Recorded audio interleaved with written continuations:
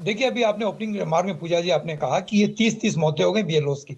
मैं समझता हूँ कि ये मौतें नहीं हुई है, ये हत्या आई है। इन हत्याओं का जिम्मेदार कौन है? क्या इलेक्शन कमीशन इन हत्याओं का जिम्मेदार है? सरकार इन हत्याओं का जिम्मेदार है? जो वहां के लोकल डीएम उन हत्याओं के जिम्मेदार है? या जो भी एसडीएम या जो भी दैट अधिकारी इज इन फाइन। हत्याओं के अभी जो जिम्मेदार? सवाल पूछो उसका देखिए, जवाब दीजिए ना, जो सवाल उठा रहे हैं अविनाश है पात्रा ना, जी मेरी साहब कह मेरी रहे हैं बात आपकी तरफ से भाई, मांग की गई आपने एसआईआर नहीं होना चाहिए। आपने आपने हम क्यों हमने कब मना किया कि एसआईआर नहीं होनी चाहिए? भाई ये तो सामान्य प्रक्रिया है, बिल्कुल हो, लेकिन जो आपने इसको इतना जटिल बना दिया है, हमें इनकी मंशा बेशक है। हम लोग जा रहे हैं, हमारे समाजवादी पार्टी के राष्ट्रीय अध्यक्ष श्री अखिलेश यादव जी ने हम लोग को पीडीएफ प्रहरी बना करके हम लोग को गांव गांव मोहल्ले मोहल्ले वार्ड वार्ड हम लोग को भेजा। हम लोग जा रहे हैं लोगों के बीच में। पूजा जी, इतनी समस्याओं का सामना करने को मिल रहा है। मैं आपको बाद में मैं आपको एक व्हाट्सएप भी मैं आपको भेज दूंगा आपके नंबर में। आप देखिएगा कि जिन्होंने 2024 में वोट डाला है, उनके C-163 का तो वोटर नाम है, C-165 का है, लेकिन चूंकि किसी जाति किसी कम्युनिटी से आते हैं, और ये C-164 देखिए सीधे तस्वीरें भी सीधे सामने आ गई है एसआईआर को लेकर, जो विपक्ष का विरोध दिख रहा है। आप देख सकते हैं इस वक्त ये पार्लियामेंट से कुछ देर पहले आपको तमाम हम तस्वीरें दिखा रहे थे। और ठीक है, हाँ दीपक पूजा जी, पूजा जी, हम तो लगातार मांग कर रहे हैं कि इसको इतना प्रेशर इन बीएलओस के ऊपर, आम जनमानस के ऊपर, कम से कम 3 महीने का समय, हालांकि ज्यादा समय बढ़ना चाहिए, लेकिन कम से कम हम तो एसआईआर के विरोध में नहीं।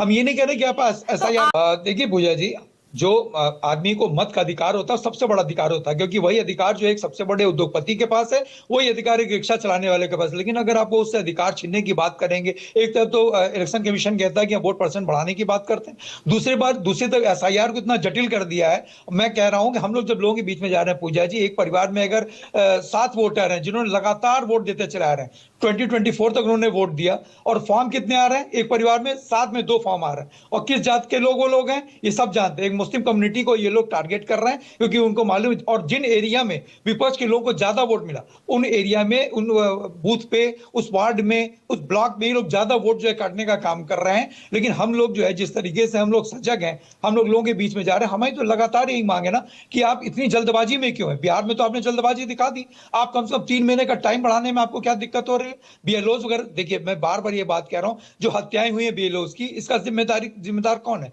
इसकी जिम्मेदारी तय होनी चाहिए, नहीं बोलिए धनंजय गिरी। और जो जिम्मेदार उसके खिलाफ कठोर से कठोर कार्रवाई होनी चाहिए, नहीं होनी चाहिए। भाई धनंजय भाई, मैं आपको क्लियर करना चाह रहा हूँ, स्टॉप एसआईआर का मतलब ये है कि हाल फिलहाल के लिए आप इसको स्टॉप करिए, आप रोकिए इसको, इस पर चर्चा हो जाए, सारी चीजें हो जाए, उसके बाद आप करिए। कुछ दिन का टाइम दीजिए। विपक्ष यही तो मांग कर रहा है।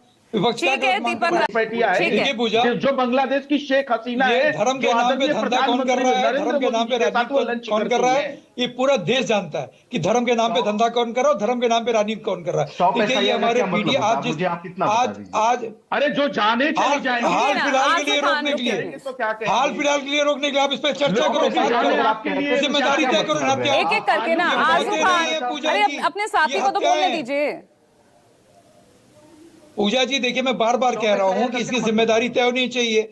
देखिए अविनाश भाई, आप बोल रहे थे, हम लोग चुप होकर के आपकी बात सुन रहे थे। और धर्म के नाम पर राजनीति कौन कर रहा है, धर्म के नाम पे धंधा कौन कर रहा है, ये पूरा देश जानता है। आज पूजा जी जिस तरीके से पीडीए समाज आज विपक्ष के साथ, समाजवादी पार्टी के साथ जुड़ रहा है, इसको देखते हुए ये लोग बौखलाए हुए हैं, जुगाड़ आयोग के लोग। ये लोग कहीं ना कहीं जुगाड़ लगा रहे हैं सत्ता दल के लिए, तो ये कहीं ना कहीं उनका वोट काटना चाहते हैं। और जिस तरीके से परेशानियों का सामना करना पड़ रहा है, इसीलिए विपक्ष कह रहा है कि हाल फिलहाल के लिए आप इसको रोको, आप इसको थोड़ा सा सरल करो, आप इसको सरलीकरण करो। क्या धनंजय गिरी, इसमें क्या आप लोग फंसते नजर आ रहे हैं क्या भाई?